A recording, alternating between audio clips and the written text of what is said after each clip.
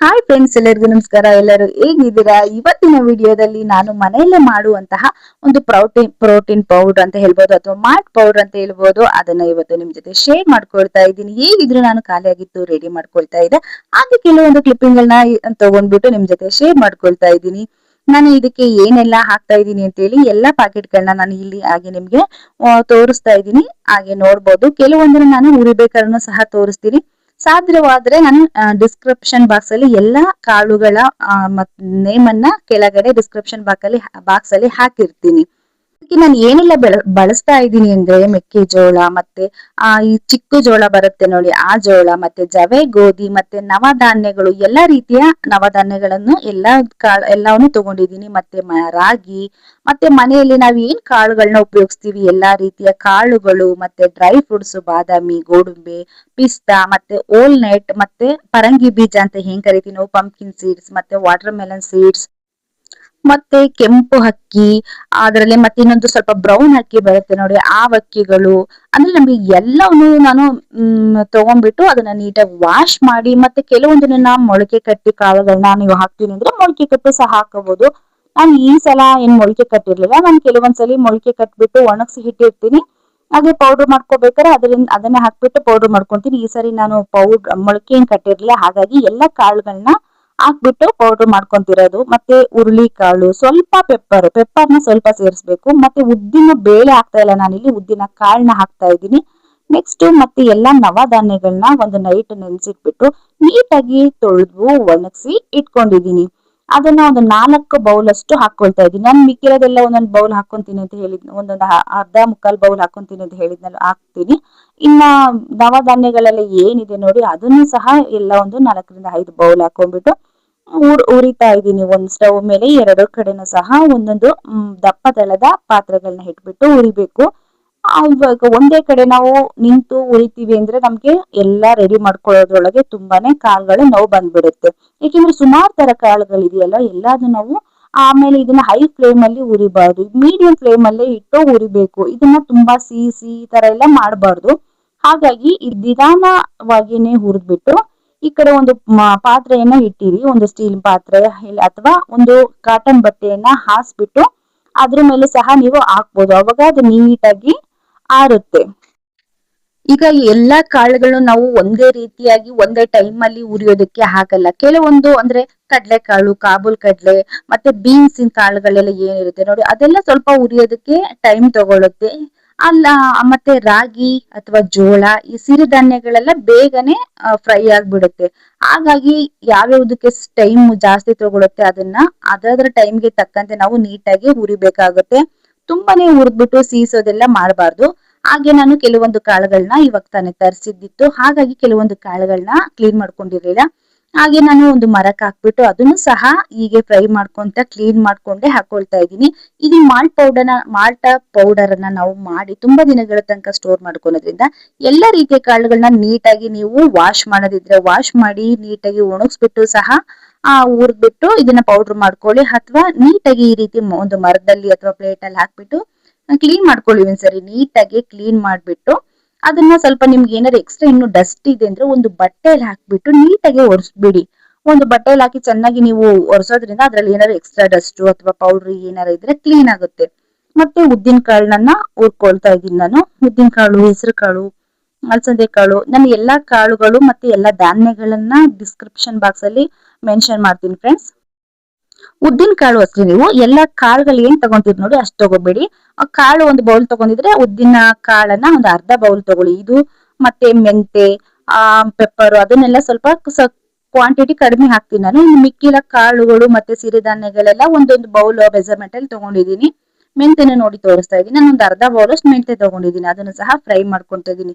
ಮೆಂತೆನ ಸ್ವಲ್ಪ ಚೆನ್ನಾಗಿ ಫ್ರೈ ಮಾಡ್ಕೊಳ್ಳಿ, ಅದು ಒಂದು ಒಳ್ಳೆ ಫ್ಲೇವರ್ ಬರುತ್ತೆ ನೋಡಿ, ಸ್ಮೆಲ್. ಅಲ್ಲೇ ತನಕ ಅದನ್ನ ಫ್ರೈ ಮಾಡ್ಕೊಳ್ಳಿ. ಇಲ್ಲಿ ಹಸಿ ಸ್ಮೆಲ್ ಇರಬಾರ್ದು, ಅದು ಆವಾಗ ಕೈ ಅನ್ನೋ ಫ್ಲೇವರ್ ಏನಿದೆ ನೋಡಿ ಅದು ನಮ್ಗೆ ಅಷ್ಟು ಗೊತ್ತಾಗೋದಿಲ್ಲ.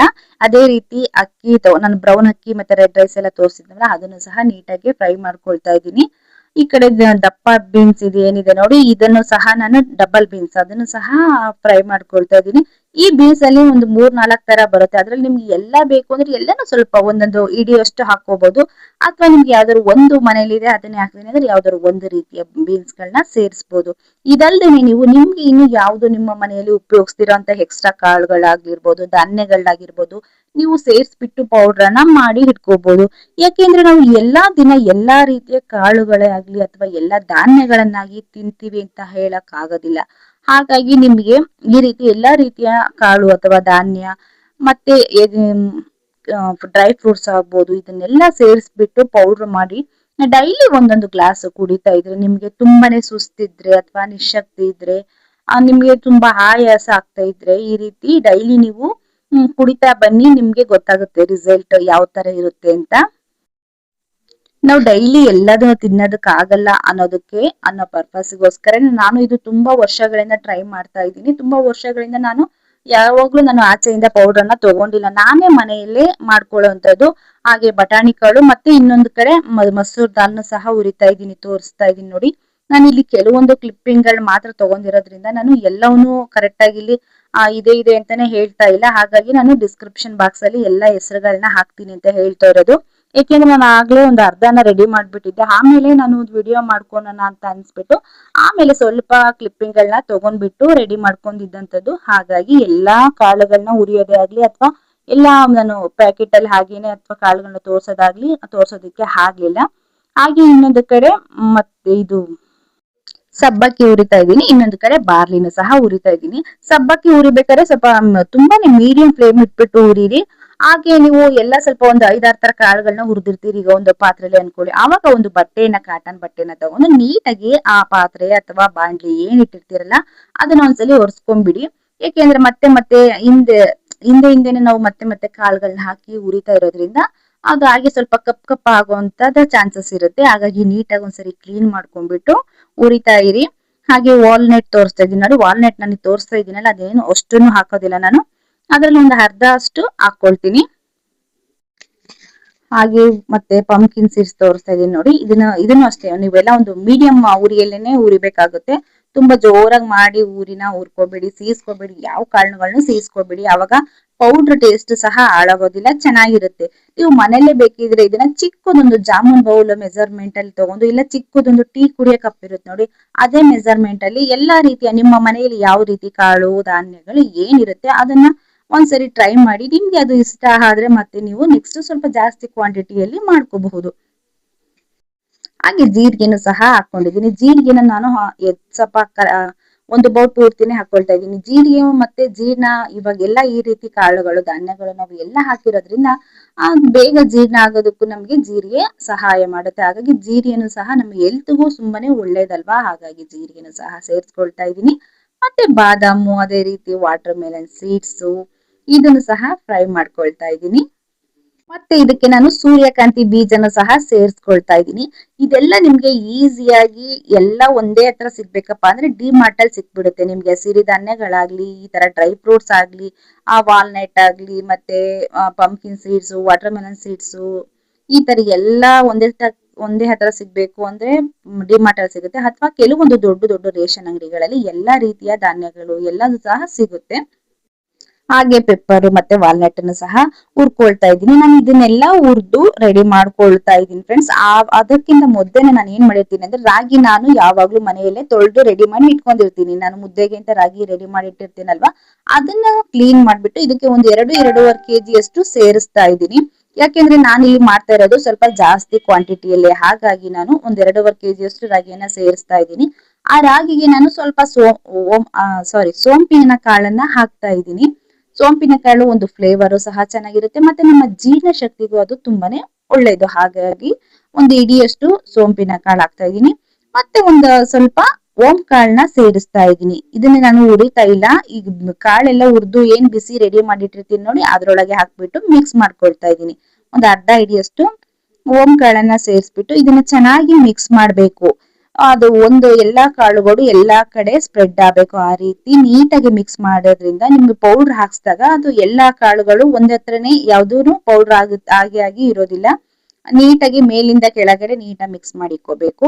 ಮತ್ತೆ ಇದನ್ನ ನೀವು ಹುರ್ತು ಬಿಸಿ ಬಿಸಿಯಾಗಿ ಮಿಲ್ ನ ಮಾಡಿಸಬಾರ್ದು, ಅಥವಾ ನೀವು ಮಿಕ್ಸಿಯಲ್ಲೇ ಚಿಕ್ಕ ಪ್ರಮಾಣದಲ್ಲಿ ಮಾಡ್ಕೊಂತೀನಿ ಅಂದ್ರೂ ಸಹ ಬಿಸಿ ಬಿಸಿಯಾಗಿ ಮಿಕ್ಸಿ ಜಾರ್ಗೆ ಹಾಕ್ಬೇಡಿ. ಕಂಪ್ಲೀಟ್ ಆಗಿ ಇದನ್ನ ತಣ್ಣಗಾಕಿ ಬಿಟ್ಬಿಡಿ. ಒಂದು ತಟ್ಟೆಲಿ ಹಾಕಿ ಕಂಪ್ಲೀಟ್ ಆಗಿ ತಣ್ಣಗಾದ ನಂತರ ಇದನ್ನ ನೀವು ಮಿಕ್ಸಿಲೋ ಅಥವಾ ಮಿಲ್ಲಲ್ಲೋ ಇದನ್ನ ಪೌಡರ್ ಮಾಡಿಸ್ಕೋಬಹುದು. ನೋಡಿ ಇವಾಗ ಎಷ್ಟು ಚೆನ್ನಾಗಿ ಕಾಣಿಸ್ತಾ ಇದೆ ಅಂತ. ಮಿಕ್ಸ್ ಮನೆಯಲ್ಲಿರುವ ಎಲ್ಲಾ ಕಾಳು ಧಾನ್ಯಗಳನ್ನ ಸೇರಿಸಿ ಮಾಡಿರುವಂತ ಒಂದು ಪ್ರೋಟೀನ್ ಪೌಡರ್ ಅಂತಾನೆ ಹೇಳ್ಬೋದು. ಇದನ್ನ ಮಿಲ್ ಮಾಡಿಸಿದ ನಂತರ ತೋರಿಸ್ತಾ ಇದ್ದೀನಿ ನಾನು. ಮಿಲ್ ಮಾಡಿಸಿದ ನಂತರ ಇದನ್ನ ನಾನು ಯಾವಾಗ್ಲೂ ಜರಡಿ ಹಿಡಿದು ಬಿಡ್ತೀನಿ. ಜರಡಿ ಹಿಡಿದು ಇದು ಕಂಪ್ಲೀಟ್ ಆಗಿ ಅದು ಕೂಲ್ ಆಗ್ಬೇಕು, ಆಮೇಲೆ ನಾನು ಅದನ್ನ ಸ್ಟೋರ್ ಮಾಡಿ ಇಡುವಂತದ್ದು. ಅಲ್ಲೇ ತನಕ ಈ ರೀತಿ ಜರಡಿ ಹಿಡಿದ್ಬಿಟ್ಟು, ಜರಡಿ ಹಿಡಿದಾಗ ಸಹ ಹಿಟ್ಟು ಸಹ ಎಲ್ಲಾ ಕಡೆ ಎಲ್ಲಾ ರೀತಿಯ ಕಾಳುಗಳ ಹಿಟ್ಟು ಎಲ್ಲಾ ಕಡೆನೂ ಸೇರುತ್ತೆ. ಹಾಗಾಗಿ ನೀಟಾಗಿ ಒಂದ್ಸರಿ ಜರಡಿ ಹಿಡಿದ್ಬಿಟ್ಟು ಅದು ಕಂಪ್ಲೀಟ್ ಆಗಿ ತಣ್ಣಗಾಕ್ಬಿಟ್ಟು ಆಮೇಲೆ ಇದನ್ನ ಒಂದು ಡೈಲಿ ಯೂಸ್ ಮಾಡಕ್ ಎಷ್ಟ್ ಬೇಕೋ ಅಷ್ಟು ಚಿಕ್ಕ ಕೆಳಗಡೆ ಒಂದು ಡಬ್ಬಿಯಲ್ಲಿ ಹಾಕ್ಬಿಟ್ಟು ಇನ್ ಮಿಕ್ಕಿದ್ದೆಲ್ಲ ನೀಟಾಗಿ ಸ್ಟೋರ್ ಮಾಡಿ ಇಟ್ಟಿಕೊಳ್ತೀನಿ. ಖಂಡಿತ ಈ ರೀತಿ ಒಂದು ಪೌಡರ್ ನೀವು ಮನೆಯಲ್ಲೇ ಟ್ರೈ ಮಾಡಿ. ಮೊದಲು ನೀವು ಚಿಕ್ಕದೊಂದು ಕ್ವಾಂಟಿಟಿಯಲ್ಲಿ ಮಾಡ್ಬಿಟ್ಟು ಟ್ರೈ ಮಾಡಿ. ನೀವು ಆಚೆ ಕಡೆ ಯಾವ ಪೌಡರ್ ಬೇಡ, ಅಷ್ಟು ನಿಮ್ಗೆ ಇದು ಗುಡ್ ರಿಸಲ್ಟ್ ಅನ್ನ ಕೊಡುತ್ತೆ ಅಂತಾನೆ ಹೇಳ್ಬೋದು. ನೀವು ಆರಾಮ್ಸಾಗಿ ಇದನ್ನ ಮನೆಯಲ್ಲಿ ಮಕ್ಕಳಿಗೂ ಸಹ ಇದನ್ನ ರೆಡಿ ಮಾಡ್ಕೊಡ್ಬಹುದು.